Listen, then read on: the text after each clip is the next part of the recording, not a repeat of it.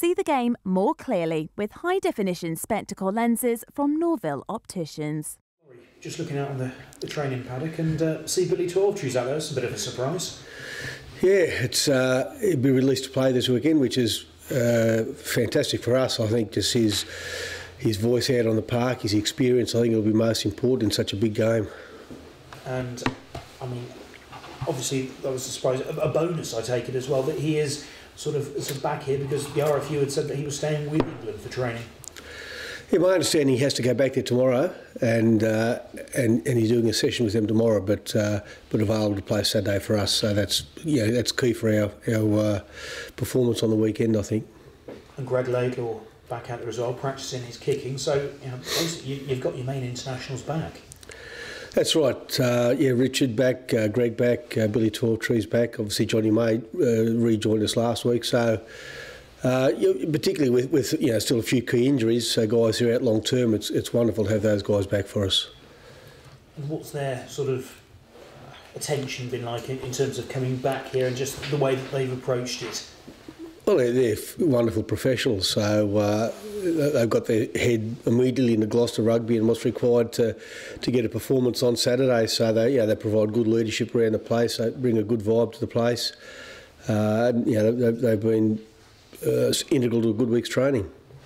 And does that give everyone a boost? Because the Wasps' defeat, I imagine, was a pretty hard one to take in some ways.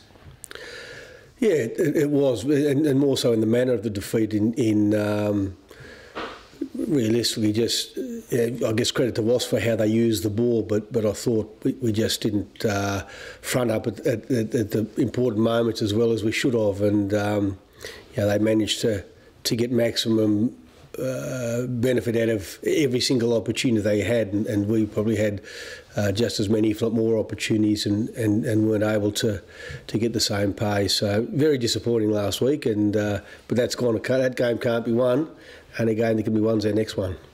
Have you had to reset the ambitions for the season though, in terms of where you'd like to finish? Is top four out of the question now? Well, really not. You don't set that ambition from week to week. You just set the ambition to beat the side that's in front of you, and that was our ambition last week, which we didn't achieve, and that'll be our ambition again this week. And I suppose that's the way you've got to focus, especially against a top of the table team like Northampton. Well, that's right. They're defending premiers. They've got a runaway lead in the Premiership at the moment. They've conceded the least tries in the competition. Exceptionally well coached and well organised team. So it's going to be a tough day out whichever way you look at it, and that requires 100% of your attention.